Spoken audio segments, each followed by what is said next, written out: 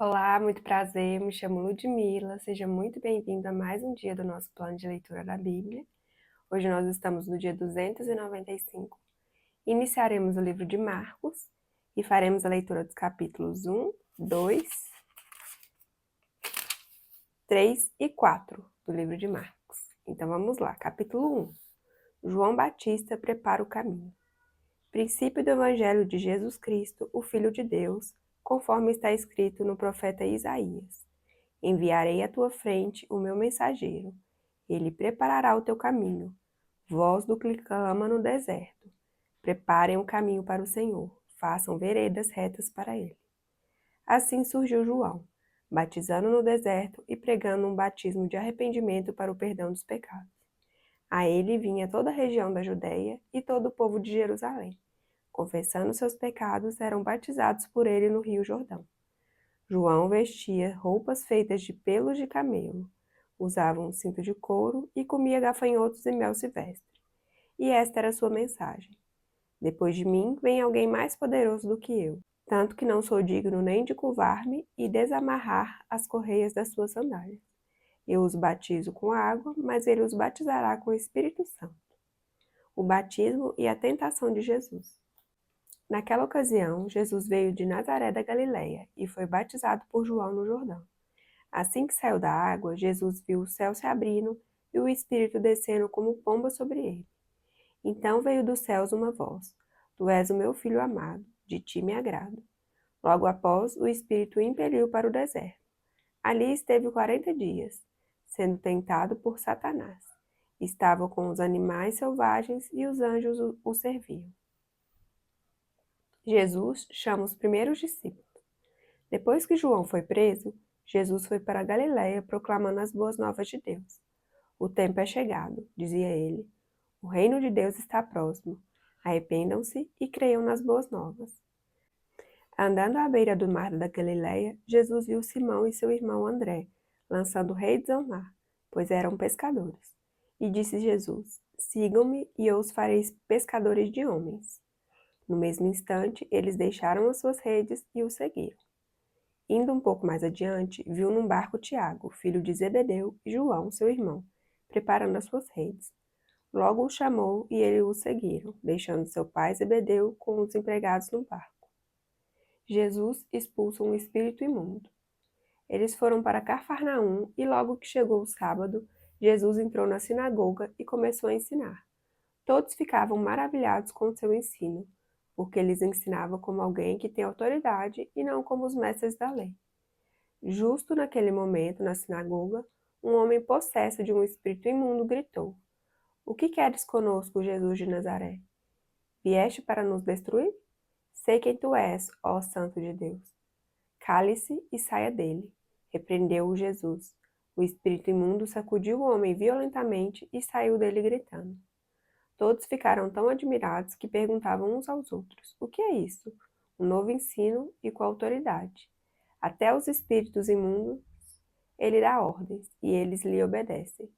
As notícias a seu respeito se espalharam rapidamente por toda a região da Galiléia. O poder de Jesus sobre os demônios e as doenças. Logo que saíram da sinagoga, foram com Tiago e João à casa de Simão e André. A sogra de Simão estava de cama, com febre, e falaram a respeito dela a Jesus. Então ele se aproximou dela, tomou-a pela mão e a ajudou a levantar-se. A febre a deixou e ela começou a servi-los. Ao anoitecer, depois do pôr do sol, o povo levou a Jesus todos os doentes e os endemoniados. Toda a cidade se reuniu à porta da casa, e Jesus curou muitos que sofriam de várias doenças. Também expulsou muitos demônios, não permitia, porém, que esses falassem, porque sabiam quem ele era. Jesus ora num lugar deserto. De madrugada, quando ainda estava escuro, Jesus levantou-se, saiu de casa e foi para um lugar deserto, onde ficou orando. Simão e seus companheiros foram procurá-lo e, ao encontrá-lo, disseram: Todos estão te procurando. Jesus respondeu: Vamos para outro lugar, para os povoados vizinhos, para que também lá eu pregue. Foi para isso que eu vim. Então ele percorreu toda a Galiléia, pregando nas sinagogas e expulsando os demônios. A cura de um leproso. Um leproso aproximou-se dele e suplicou-lhe de joelhos: Se quiseres, pode purificar-me. Cheio de compaixão, Jesus estendeu a mão, tocou nele e disse: Quero, seja purificado. Imediatamente a lepra o deixou e ele foi purificado. Em seguida, Jesus o despediu com uma severa advertência: Olhe, não conte isso a ninguém, mas vá mostrar-se ao sacerdote e ofereça pela purificação os sacrifícios que Moisés ordenou, para que sirva de testemunho. Ele, porém, saiu e começou a tornar público o fato, espalhando a notícia. Por isso, Jesus não podia mais entrar publicamente em nenhuma cidade, mas ficava fora, em lugares solitários. Todavia, assim mesmo vinha a ele gente de todas as partes. Capítulo 2. Jesus cura um paralítico. Poucos dias depois, tendo Jesus entrado novamente em Cafarnaum, o povo ouviu falar que ele estava em casa, de forma que não havia lugar nem junto à porta, e eles lhe pregavam a palavra. Vieram alguns homens trazendo-lhe um paralítico carregado por 4 deles. Não podendo levá-lo até Jesus por causa da multidão, removeram parte da cobertura do lugar onde Jesus estava e, pela abertura no teto, baixaram a maca em que estava deitado o paralítico. Vendo a fé que eles tinham, Jesus disse ao paralítico: Filho, os seus pecados estão perdoados. Estavam sentados ali alguns mestres da lei, raciocinando em seu íntimo: Por que esse homem fala assim? Está blasfemando. Quem pode perdoar pecados a não ser somente Deus?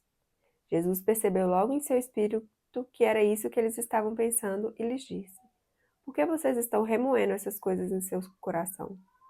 Que é mais fácil dizer ao paralítico: Seus pecados estão perdoados? Ou levante-se, pegue a sua maca e ande. Mas, para que vocês saibam que o Filho do Homem tem na terra autoridade para perdoar pecados, disse ao paralítico: Eu digo a você, levante-se, pegue a sua maca e vá para casa. Ele se levantou, pegou a maca e saiu à vista de todos, que atônitos glorificaram a Deus, dizendo: Nunca vimos nada igual. O chamado de Levi. Jesus saiu outra vez para a beira-mar. Uma grande multidão aproximou-se e ele começou a ensiná-los. Passando por ali, viu Levi, filho de Alfeu, sentado na coletoria, e disse-lhe: Siga-me. Levi levantou-se e o seguiu. Durante uma refeição na casa de Levi, muitos publicanos e pecadores estavam comendo com Jesus e seus discípulos, pois havia muitos que o seguiam. Quando os mestres da lei, que eram fariseus, o viram comendo com pecadores e publicanos, perguntaram aos discípulos de Jesus: Por que ele come com publicanos e pecadores? Ouvindo isso, Jesus lhes disse: Não são os que têm saúde que precisam de médico, mas sim os doentes. Eu não vim para chamar justos, mas pecadores. Jesus é interrogado acerca do jejum. Os discípulos de João e os fariseus estavam jejuando. Algumas pessoas vieram a Jesus e lhe perguntaram: Por que os discípulos de João e os dos fariseus jejuam, mas os teus não? Jesus respondeu: Como podem os convidados do noivo jejuar enquanto este está com eles? Não podem, enquanto o tem consigo. Mas virão dias quando o noivo lhes será tirado, e nesse tempo jejuarão. Ninguém põe remendo de pano novo em roupa velha, pois o remendo forçará a roupa, tornando pior o rasgo. E ninguém põe vinho novo em vasilha de couro velha. Se o fizer, o vinho rebentará a vasilha, e tanto o vinho quanto a vasilha se estragarão. Ao contrário, põe-se vinho novo em vasilha de couro nova. O Senhor do Sábado. Certo sábado, Jesus estava passando pelas lavouras de cereal. Enquanto caminhavam, seus discípulos começaram a colher espigas. Os fariseus lhe perguntaram: Olha, por que eles estão fazendo o que não é permitido no sábado? Ele respondeu: Vocês nunca leram o que fez Davi quando ele e seus companheiros estavam necessitados e com fome? Nos dias do sumo sacerdote Abiatar, Davi entrou na casa de Deus e comeu os pães da presença, que apenas aos sacerdotes era permitido comer, e os deu também aos seus companheiros. Então ele lhes disse: O sábado foi feito por causa do homem, e não o homem por causa do sábado. Assim, pois, o Filho do Homem é Senhor até mesmo no sábado. Capítulo 3. Noutra ocasião, ele entrou na sinagoga e estava ali um homem com uma das mãos atrofiada. Alguns deles estavam procurando um motivo para acusar Jesus. Por isso o observavam atentamente, para ver se ele iria curá-lo no sábado. Jesus disse ao homem da mão atrofiada: Levante-se e venha para o meio. Depois Jesus lhes perguntou: o que é permitido fazer no sábado, o bem ou o mal, salvar a vida ou matar? Mas eles permaneceram em silêncio. Irado, olhou para os que estavam à sua volta e, profundamente entristecido por causa do coração endurecido deles, disse ao homem: estenda a mão. Ele a estendeu e ela foi restaurada. Então os fariseus saíram e começaram a conspirar com os herodianos contra Jesus, sobre como poderiam matá-lo. Jesus é procurado por uma multidão. Jesus retirou-se com seus discípulos para o mar e uma grande multidão vinda da Galiléia o seguia. Quando ouviram a respeito de tudo que ele estava fazendo, muitas pessoas procedentes da Judéia, de Jerusalém, da Idumeia, das regiões do outro lado do Jordão e dos arredores de Tiró e de Sidom foram atrás dele.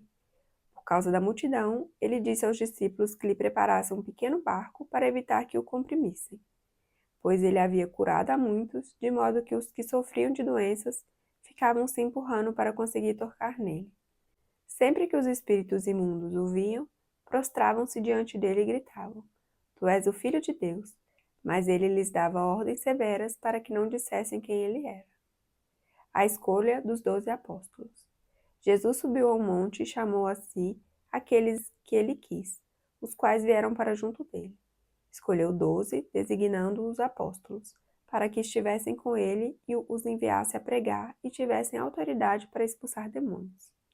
Estes são os 12 que ele escolheu: Simão, a quem deu o nome de Pedro, Tiago, filho de Zebedeu, e João, seu irmão, aos quais deu o nome de Boanerges, que significa filhos do trovão, André, Filipe, Bartolomeu, Mateus, Tomé, Tiago, filho de Alfeu, Tadeu, Simão, o Zelote e Judas Iscariotes, que o traiu. A acusação contra Jesus. Então Jesus entrou numa casa e novamente reuniu-se ali uma multidão, de modo que ele e os seus discípulos não conseguiam nem comer.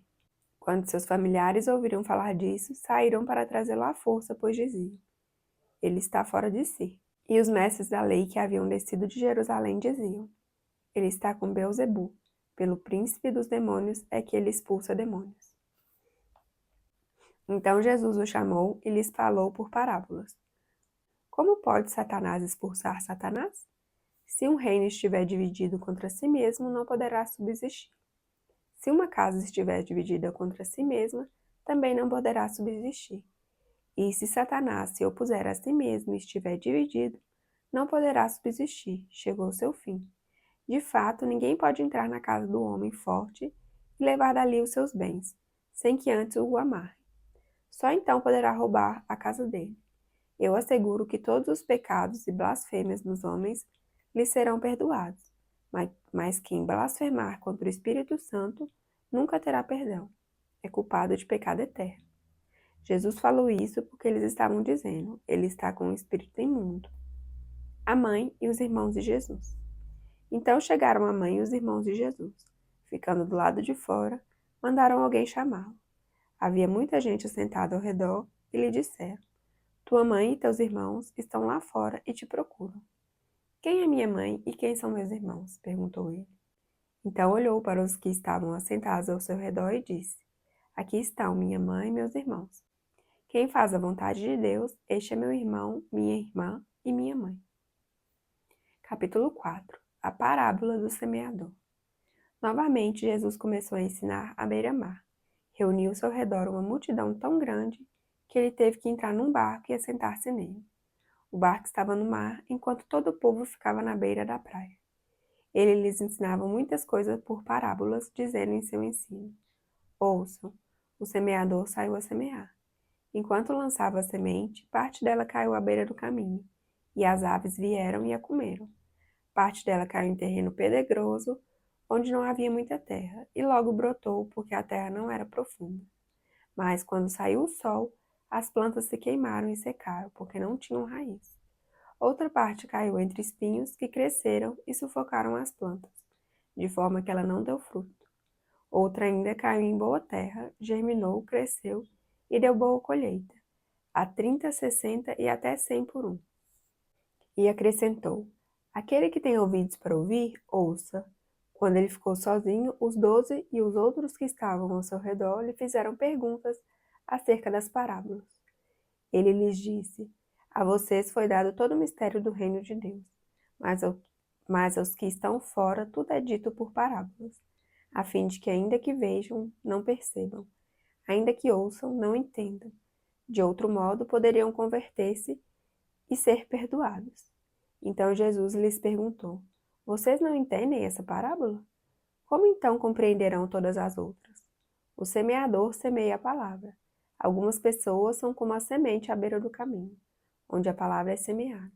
Logo que a ouvem, Satanás vem e retira a palavra nela semeada.